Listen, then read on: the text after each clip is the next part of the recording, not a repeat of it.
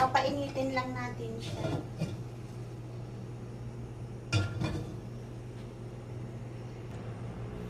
So, ilalagay natin yung tofu. Ipa-fried natin.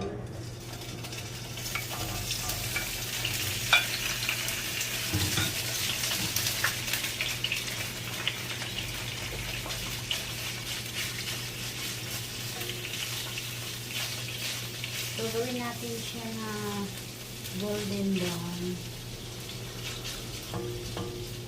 So, hayaan lang muna natin siya.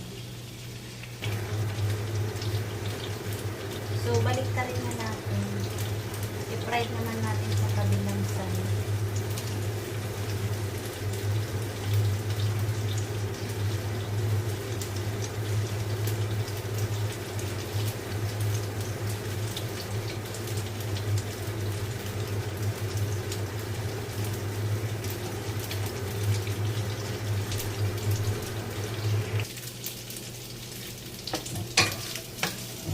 Naging brown na siya, tatanggalin na natin yung tofu. So, ilalagay natin sa plate.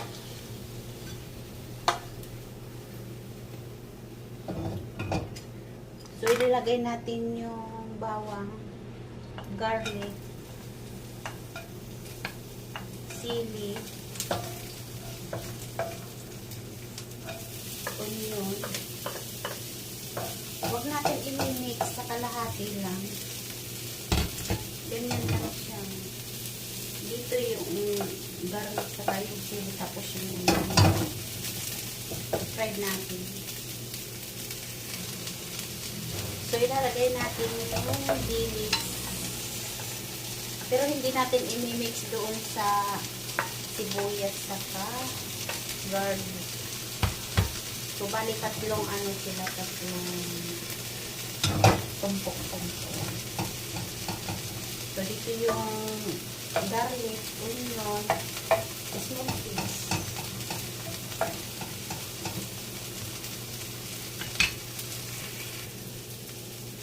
So, paghahaluin na natin yung sibuyas sa garlic, onion. Yung dilis, huwag muna natin ihalo kasi hindi pa siya luto. So, i-mix lang natin yung dalawang ito.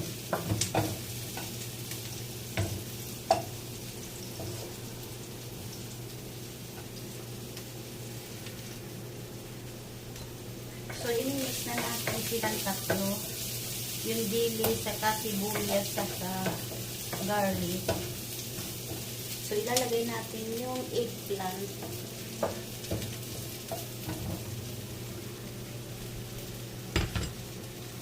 So, tatakpan natin siya.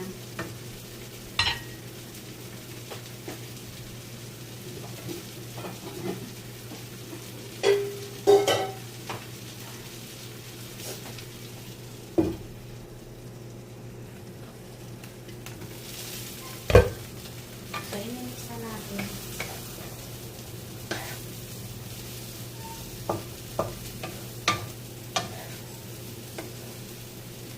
So, hindi natin siya lalagyan ng tubig. So, dahan-dahan lang yung apoy at tatakpan lang natin siya. So, mahina ang apoy.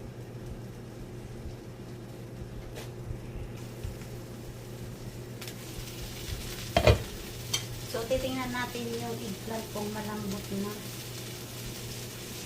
So, malambot na siya. I-tapping muna natin yung tofu.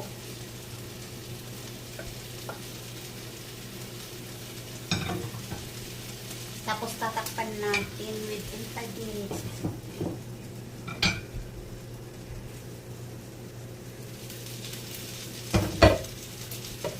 So, maglalagay tayo ng sauce. 1 spoon lang.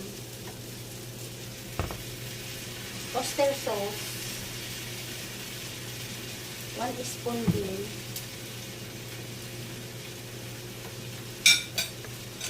Black pepper.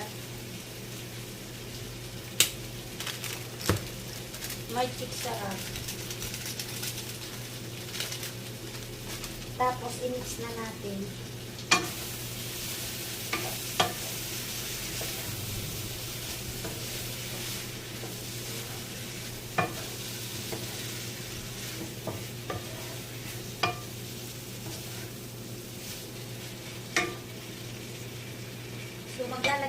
sesame oil.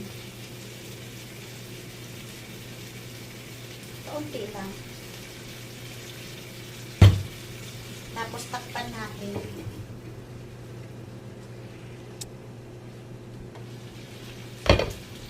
So, i-mix na natin.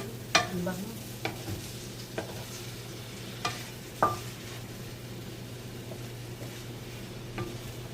So, luto na siya. So, ilagay na natin sa plate. So, i-transfer na natin sa plate.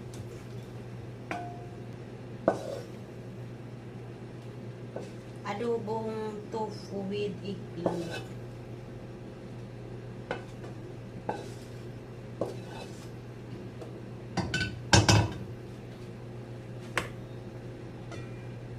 Guys, thank you for watching. Bye-bye. Love you po.